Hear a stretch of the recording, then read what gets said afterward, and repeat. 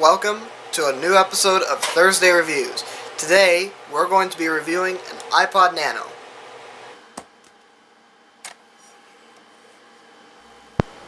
This is it, the iPod Nano 3rd generation. It came out back in September 2007 and is very useful. Its main purpose is to listen to music, but it does tons of other things as well. Mine is an 8GB version, but it came out in 4GB as well. Some of my youngest viewers might not like this, but there's no Wi-Fi on this thing. So this is mine. It's supposed to be red, but they also sold it in black, silver, turquoise, mint green, and of course red. Now, believe it or not, they released a pink version as well in early 2008. Let's look at the buttons. So it has a lock switch on the bottom. This is used to freeze the buttons where it's at, and you won't be able to push anything. You'll also notice the old 30-pin cable for charging it and syncing it up to your Mac or PC. It has a headphone jack as well to use headphones. In fact, you have to use headphones. There's no built-in speaker, except for a little clicker inside when you scroll through options. Okay, let's look at the rest of the buttons. This wheel is touch sensitive, and it's how you scroll through everything. The menu button goes backward through menus. I'll show you that separately. These two buttons scroll through music tracks, previous and next. This button on the bottom is for play pause.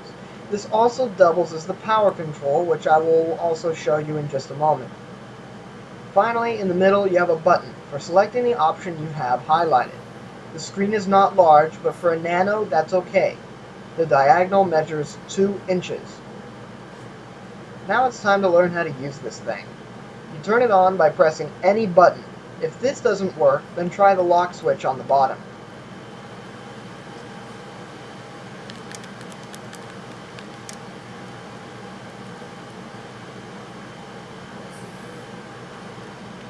You can highlight whatever, but I'm just going to go right into music. You might notice I don't have music on mine. I don't use this thing very often, and all the music has been transferred off of it. The cover flow option works kind of like this.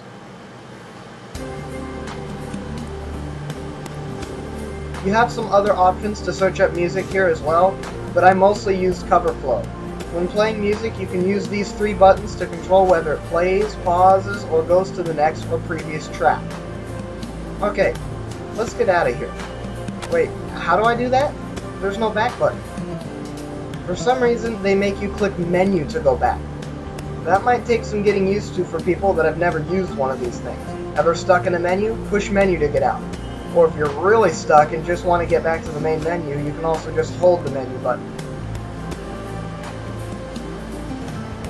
Anyways, let's move on to the next option, which is videos. You can download movies or shows here. You can even watch music videos, which come up in its own option. In the settings menu, you can adjust TV settings, adjust NTSC or PAL, things like that.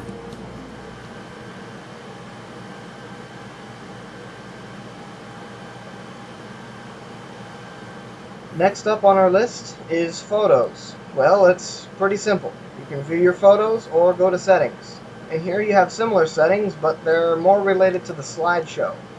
Here are the transitions in case you're curious.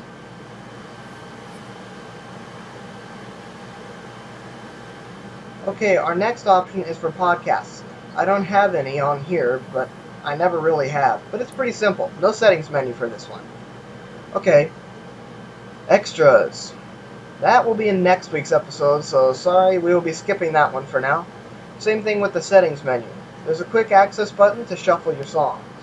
That way, you just have to click it once and it'll shuffle your music.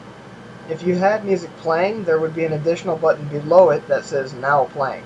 Since I don't have anything playing, I don't have that option. Well, I'm done with this thing for now, but wait a minute, how do I turn it off?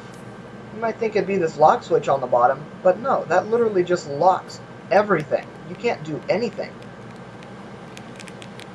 To turn it off, you hold down the play pause button. I don't know why that is the case, but it is. It seems to be true with all iPods with a click wheel similar to mine.